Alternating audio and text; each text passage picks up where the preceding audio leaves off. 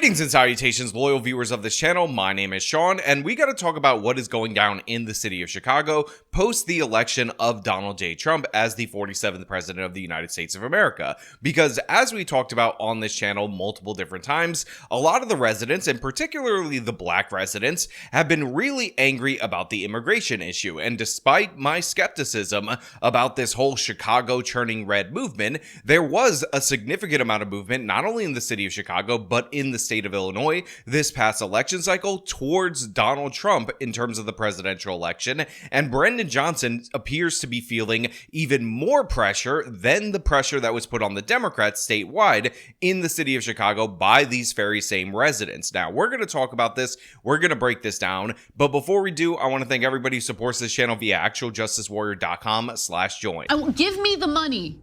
Give me the money. Okay? Brandon Johnson have ignored every plea, call, cry. You're going to protect the undocumented while you're going to allow for the citizens in Chicago to suffer. You ain't going to abide by what the president of the United States said. Everybody know better than that. Loser, get rid of the illegals. Illinois is turning purple.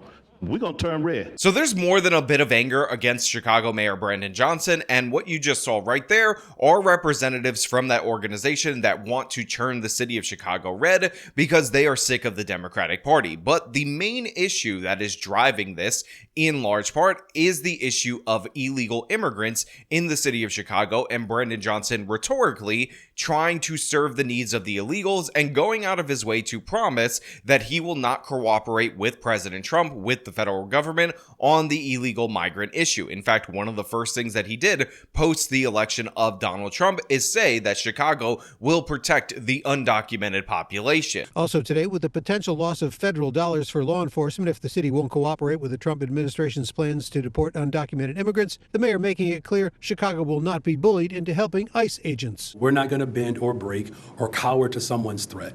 We're going to stand up and unite around our shared values, and they have my assurance that I'm going to protect the families of this city. Now, beyond the activists that are seeking to turn Chicago red, there is a growing sentiment in the city of Chicago that the black residents are getting the short end of the stick. They're not getting the benefits that they feel like they're entitled to as compared to these illegal immigrants. And as somebody who's not in favor of broad welfare programs or anything of the sort, I still sympathize with these people because I can understand if you are an actual citizen of the United States of America, a tax-paying resident of the city of Chicago, and what you see time and time again is your tax dollars going to end up boosting up these non-citizens, these people who are breaking the law by being here, these asylum fraudsters that have flooded the entire country, but have been very specifically going to these left-wing cities due to the fact that they have the sanctuary protections and generous welfare benefits. Right now, Mayor Brandon Johnson, he represents himself and his party because a lot of the people in Chicago are frustrated with his performance so far as a mayor, especially when it comes down to the migrant issue here in Chicago. So what exactly is it that the constituents are upset about? Well, African-American people have been deprived of resources for decades in Chicago. If you travel to the south and west side of Chicago, you know, you can count thousands of abandoned buildings, a lot of people living in poverty, and people are just upset because there appears to be a priority for the migrants compared to prioritizing some of the issues of single African-American women that have been living like in homeless situations. So right there, he touches on the sentiment that I just expressed. He feels like black single women, single mothers in the city of Chicago are not getting helped by the mayor of Chicago, despite the fact that he considers himself an advocate specifically for black people, despite the fact that black people specifically voted for Brandon Johnson in a very hotly contested Democratic primary where he barely edged out his other opponent in order to become the mayor. And I can completely understand this sentiment. We had over 60,000 homeless people living in Chicago before the migrants came to Chicago. And the homeless people here were never a priority until the migrants came to Chicago, and they're still not a priority even to this date. That's the reason why a lot of African-American people are upset. Hispanic people voted for Donald Trump as well in Chicago because some Hispanic people are upset, and people need to understand this. Now, he also brings up the fact that Latinos are actually the demographic that shifted more towards Donald Trump than actually black Americans, and this is one of the things that we've noticed nationally, which is black people seem to be very solid in voting Democrat, at least on a national level. However, in terms of local movement, we could see see a shift to the Republicans. I would love to see that occur, although I think the more likely option is somebody running as a Democrat, but as a much more sensible Democrat, actually dethroning Brandon Johnson in his next go-around. Again, he barely won his previous election. Part of the reason why he won is because he ran a very racialized campaign that motivated black people to vote for him because he painted his opponent as an evil white racist, and he continues to do that. But if his approval rating is dropping amongst those people, there is nowhere he is gaining votes anywhere in the city of Chicago that could propel him to re-election. If you'll recall, Brandon Johnson recently had one of the most embarrassing moments in the history of the city of Chicago, where his property tax increase proposal was voted down unanimously. Jim Marie, it is unanimous. Every single alderperson voted it down, the mayor's $300 million property tax proposal. They say they have plenty of ideas. Now Mayor Brandon Johnson is going to be forced to listen to them. It's a devastating loss for Mayor Johnson. I've been here, going on 17 years. I've never seen this kind of vote take place. And I think in many of our lifetimes, we've never seen this. So it sends a message that massive property tax increase he was looking for is not going to happen. At the end of the day, the state of Illinois has designed municipalities with property taxes. We have tried to do the best we can to avoid that. However, it becomes a point where some of those things are necessary. Now, again, we've actually done a couple of videos on the financial woes of the city of Chicago, but one of the things that is driving that big budget deficit is the fact that Brandon Johnson is promising all these benefits, including a 10% raise to the Chicago teachers. And it's one thing for you to say, hey, I want teachers to get paid more. It's another thing to blow out the budget in order to do so, especially when you're a guy who is backed thoroughly by the Chicago Teachers Union. He is essentially their puppet. He is a member of the Chicago Teachers Union. And again, if you guys don't remember, we did an entire video on the fact that he fired the entire Department of Education in the city of Chicago, or the Board of Education, in order to get rid of the CEO because the CEO refused to take a $300+ million high interest loan in order to pay off this key constituency. So Brandon Johnson has a ton of problems. And of course, he's doubling down and tripling down on Orange Man bad, on Trump bad. Simply hearing Trump bad. Trump bad. Y'all can bird dog me all y'all want, but if it's relationship over duty, then y'all don't serve the blue. And you can smirk all you want. Mr. Sims, direct your attention towards me, please. You're a criminal. Why do I got to address you? The feds need to address you. DOJ need to address you, and hopefully Donald Trump will address you. Because you're going to protect the undocumented, while you're going to allow for the citizens in Chicago to suffer under your, 3%? See, Joe Lopez cooked that 3% up a long time ago. Y'all called it a circuit breaker. Y'all been talked about it. Remember, before you came in here and gave that jovial speech, you need to be inspected. You and that creep over there.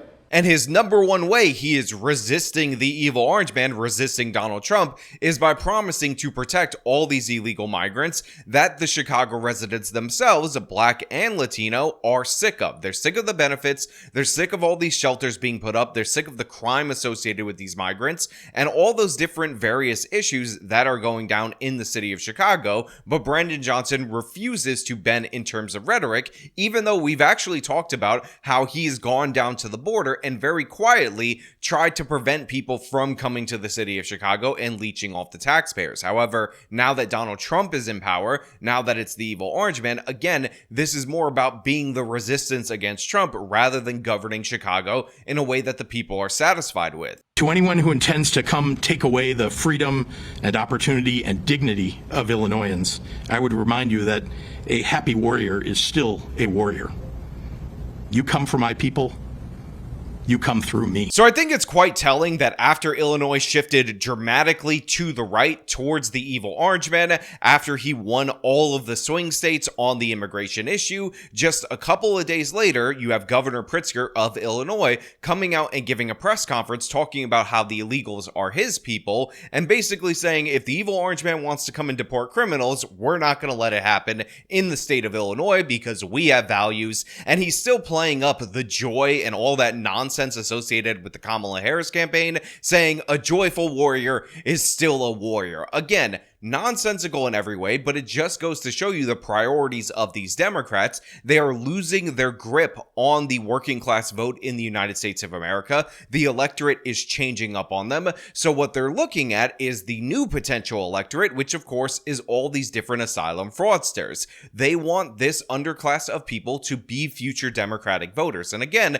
a lot of people call this a conspiracy theory or something like that, but in reality, it's just logical. If these people were more likely to churn Republican voters when they became citizens, we would see an inversion of the position on immigration among GOP representatives as well. But in reality, right now, the Democrats see this as their future, so they're going to keep pushing forward for this. Again, this is why Joseph R. Biden ran on having these people surge to the border, because supposedly that's who we are. I would in fact make sure that we immediately surge to the border. All those people are seeking asylum. They deserve to be heard. That's who we are. We're a nation that says if you want to flee and you're fleeing oppression, you should come. So none of us should be surprised that they did surge to the border, and these people that are committed to the Democratic project the most are those who are defending this the most. Again, they wanted these people to stay in Texas and all these border areas to essentially flip those states blue forever, box Republicans out of the presidential election cycle, but only by luck, by fortune, have they not been able to pass an amnesty bill in the modern era in order to make that a reality. This is a city that will remain a welcoming city. We're going to stand up, we're going to protect undocumented individuals. Now, of course, we were talking about the mayor of Chicago, so unsurprisingly, Brandon Johnson says, we're going to protect these undocumented individuals, we're going to keep them in this country, we're going to defy presidential orders, and this is one of the reasons why I think that the president needs to actually follow through on his policy recommendations, which are to defund these cities, cut off all funding for the welfare programs for these asylum fraudsters, and see if that pressure will cause the cities and the residents of these cities to put pressure on their representatives to allow you to remove these people from the country. Because the plan of the Democratic Party is to have these people so entrenched that it becomes basically impossible to move them out. That's why it's incredibly important for the Trump administration to start with the criminals,